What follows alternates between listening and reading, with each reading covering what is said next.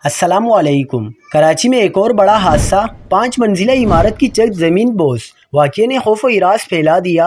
अल्लाह हम सबको नागहानी और हादसाती मौत से महफूज रखे, आमीन। क्या आप हालात हाज़रा से आगाही हासिल करना चाहते हैं? खबर के पीछे छुपे असल हक़ाइक़ जानना चाहते हैं? तो अभी सब्सक्राइब कीजिए ज़िलमिल पाकिस्तान को और साथ ही घंटी के निशान पर क्लिक कर दें।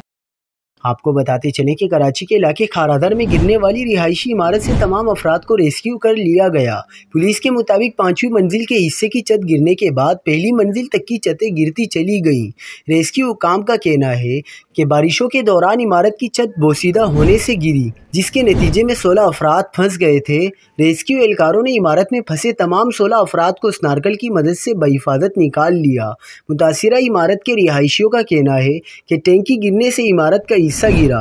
इमारत 1997 में बनी थी। कुछ अरसा पहले रिहायशियों ने इमारत की मरम्मत कराई थी।